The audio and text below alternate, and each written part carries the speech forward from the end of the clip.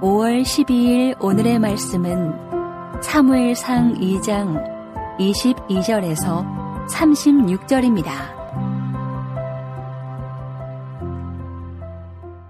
엘리가 매우 늙었더니 그의 아들들이 온 이스라엘에게 행한 모든 일과 회막문에서 수종드는 여인들과 동침하였음을 듣고 그들에게 이르되 너희가 어찌하여 이런 일을 하느냐? 내가 너희의 악행을 이 모든 백성에게서 듣노라. 내 아들들아, 그리하지 말라. 내게 들리는 소문이 좋지 아니하니라. 너희가 여호와의 백성으로 범죄하게 하는도다. 사람이 사람에게 범죄하면 하나님이 심판하시려니와 만일 사람이 여호와께 범죄하면 누가 그를 위하여 간구하겠느냐 하되 그들이 자기 아버지의 말을 듣지 아니하였으니 이는 여호와께서 그들을 죽이기로 뜻하셨음이더라. 아이 사무엘이 점점 자라매 여호와와 사람들에게 은총을 더욱 받더라. 하나님의 사람이 엘리에게 와서 그에게 이르되 여호와의 말씀에 너희 조상의 집이 애굽에서 바로의 집에 속하였을 때에 내가 그들에게 나타나지 아니하였느냐. 이스라엘 모든 지파 중에서 내가 그를 택하여 내 제사장으로 삼아 그가 내 제단에 올라 분향하며 내 앞에서 에봇을 입게 하지 아니하였느냐. 이스라엘 자손이 드리는 모든 화제를 내가 내 조상의 집에 주지 아니하였느냐. 너희는 어찌하여 내가 내 처소에서 명령한 내 제물과 예물을 밟으며 내 아들들을 나보다 더 중히 여겨 내 백성 이스라엘이 드리는 가장 좋은 것으로 너희들을 살지게 하느냐. 그러므로 이스라엘의 하나님 나 여호와가 말하노라. 내가 전에 내 집과 내 조상의 집이 내 앞에 영원히 행하리라 하였으나 이제 나 여호와가 말하노니 결단코 그렇게 하지 아니하리라. 나를 존중히 여기는 자를 내가 존중히 여기고 나를 멸시하는 자를 내가 경멸하리라. 보라, 내가 내 팔과 내 조상의 집 팔을 끊어 내 집에 노인이 하나도 없게 하는 날이 이를지라. 이스라엘에게 모든 복을 내리는 중에 너는 내 처소의 환난을 볼 것이요 내 집에 영원토록 노인이 없을 것이며 내 제단에서 내가 끊어버리지 아니할 내 사람이 내 눈을 쇠잔하게 하고 내 마음을 슬프게 할 것이요 내 집에서 출산되는 모든 자가 젊어서 죽으리라. 내 두 아들 홈니와 비느하스가 한날에 죽으리니 그 둘이 당할 그 일이 내게 표징이 되리라. 내가 나를 위하여 충실한 제사장을 일으키리니 그 사람은 내 마음, 내 뜻대로 행할 것이라. 내가 그를 위하여 견고한 집을 세우리니 그가 나의 기름 부음을 받은 자 앞에서 영구히 행하리라. 그리고 내 집에 남은 사람이 각기 와서 은 한 조각과 떡 한 덩이를 위하여 그에게 엎드려 이르되 청하노니 내게 제사장의 직분 하나를 맡겨 내게 떡 조각을 먹게 하소서 하리라 하셨다 하니라. 사무엘상 2장 22절에서 36절 말씀을 함께 묵상하겠습니다. 오늘 본문은 불량자인 엘리의 두 아들 홈니와 비느하스의 심각한 악한 행실, 그리고 그 악한 행실로 인한 심판이 예언되고 있습니다. 22절에서 25절에 엘리의 두 아들의 악행이 기록되고 있습니다. 엘리는 매우 늙었습니다. 이는 이 가정에 어떤 영향력도 없다는 것을 상징적으로 보여주는 말이지요. 엘리는 두 아들의 악행을 들었습니다. 22절에 두 아들의 악행이 두 가지로 기록되고 있는데요. 첫 번째는 이스라엘에게 행한 모든 일입니다. 이는 어제 본 13절에서 16절의 악행이지요. 두 번째 악행은 회막문에서 수종드는 여인들과 동침한 것입니다. 회막은 성막으로 회막문은 하나님께서 특별한 방식으로 이스라엘 백성과 함께 하시겠다고 약속한 장소이지요. 출애굽기 29장 42절에서 46절에 보면 그 회막과 제단을 거룩하게 하며 아론과 그 아들들도 거룩하게 하라고 하셨습니다. 그래서 하나님을 만나고 하나님을 예배하는 가장 거룩한 장소가 회막인데요. 이 회막에서 홈리와 비느하스는 여인과 동침한 것이죠. 이는 하나님 앞에서 동침한 것과 같습니다. 하나님을 무시하고 경시하고 경홀히 여기는 악행을 저지른 것입니다. 회막문 앞에서 악행이 일어났으니 그 다음에는 어떤 일이 벌어질까요? 회막이 회막의 기능을 하지 못하였고 제사장이 제사의 직무를 감당하지 못하게 되는 것이죠. 피해는 모두 백성에게 돌아갑니다. 백성과 하나님 사이의 교제가 끊어지게 되는 것이죠. 하나님의 말씀이 가로막힌 것입니다. 본문에서는 이것이 죄라고 꼭 집어 말하진 않지만 두드러진 죄악이 또 드러납니다. 그것은 아버지이자 영적 리더인 엘리의 말을 무시하는 것입니다. 엘리는 이 악행을 백성들로부터 듣습니다. 악행의 소문이 돌고 돌아 엘리의 귀까지 들린 것이죠. 엘리는 두 아들을 훈계합니다. 이들의 악행은 이스라엘을 범죄케 한다고 하지요. 또한 사람에게 범죄하면 하나님이 심판을 하지만 하나님께 범죄하면 누가 중재하고 도와달라 간구할 수 있겠느냐고 말합니다. 이는 직접적으로 하나님을 거부하고 등지면 누구도 도울 수 없고 돌이킬 수 없다란 말이지요. 이 말을 들은 엘리의 두 아들들의 반응을 보십시오. 25절 하반절입니다.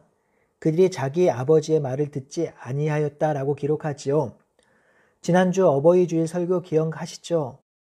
내 부모를 공경하고 순종하라. 이 계명은 단순히 인간 사이에 지켜야 할 계명보다 더 강력한 계명이라고 했습니다. 부모를 공경하는 것은 하나님을 공경하는 것이며 부모의 말을 순종하지 않는 자는 하나님께 순종하지 않는 것이라고 했습니다. 지금 엘리의 두 아들은 아버지의 말을 거역하고 있습니다. 정말 총체적 난국이죠. 이 두 아들은 하나님의 말씀도 아버지의 말도 듣지 않습니다. 돌이키려 하지 않습니다. 이들이 이렇게 돌이키지 않는 이유를 25절에 여호와께서 그들을 죽이기로 뜻하셨기 때문이라고 기록하지요. 이 구절만 보면 엘리의 두 아들이 말을 듣지 않는 이유를 하나님이 죽이기로 결정했다라는 뉘앙스가 풍깁니다. 그런데 사실 그렇진 않습니다. 이런 표현은 출애굽기에서 애굽왕 바로에게서도 드러납니다. 하나님이 바로의 마음을 완강하게 하사 그 백성을 보내지 않았다고 기록하지요. 그러니 이 25절의 의미는 악행자의 악행이 더 이상 돌이킬 수 없는 상태이기에 그리고 그 악행이 심판을 면할 수 없는 악행이기에 하나님께서 그 악행을 반드시 심판하겠다라는 강력한 의지를 이렇게 표현한 것으로 보시면 됩니다. 엘리의 두 아들이 이렇게 악행을 저지르는데 엘리의 잘못도 간과할 수 없습니다. 오늘 본문에 보면 두 아들의 악행을 엘리는 백성을 통해서 듣습니다. 22절 마지막 단락에 보면 듣고라고 되어 있고요. 23절에 보면 이 모든 백성에게 들었다고 하지요. 자녀들의 악행을 아버지 스스로 알아보지 못하고 보지 못한 것입니다.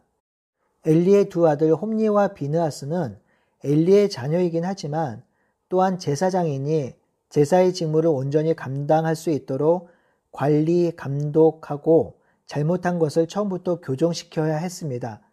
하지만 엘리는 아버지로 또한 제사장 직무를 전수하는 자로서 아무런 역할을 하지 않았습니다.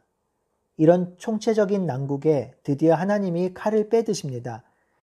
27절에서 36절은 엘리의 가정에 임할 하나님의 심판이 기록되고 있습니다. 하나님의 사람이 엘리에게 와서 심판의 이유를 설명합니다. 27절에서 29절이죠. 하나님은 엘리의 가문이 시작된 것은 이미 출애굽이 시작될 때부터였음을 말씀합니다. 하나님은 그렇게 선택한 엘리 가문에게 제사를 드림으로 이스라엘과 중재하는 특권을 주셨다고 하지요. 하지만 엘리 가문은 하나님의 처소에서 하나님께 드릴 제물과 예물을 밟았으며 하나님보다 자기 아들들을 더 중히 여기는 죄악을 저질렀으며 하나님께 드릴 제물을 가로채서 엘리 가문을 살찌게 했다고 하십니다. 하나님은 지금 다 보고 계셨습니다. 엘리 가문이 하나님과 백성 사이를 중지하는 제사를 온전히 드리지 않은 것, 또한 그 제물로 자신의 배를 채우는 것을 보고 다 계셨습니다. 회막문에서 여인들과 동침한 것도 다 보셨습니다.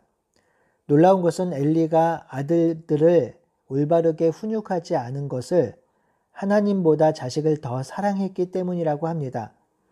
하나님의 자녀이니 하나님의 자녀로 양육하는 것이 옳은 것인데 엘리는 이 자녀가 자신의 자녀로만 생각하고 올바르게 양육하지 못한 것을 꾸중하고 계시는데 그것이 오히려 하나님을 사랑하지 못하고 하나님보다 자식을 더 사랑했다고 말씀하고 계십니다.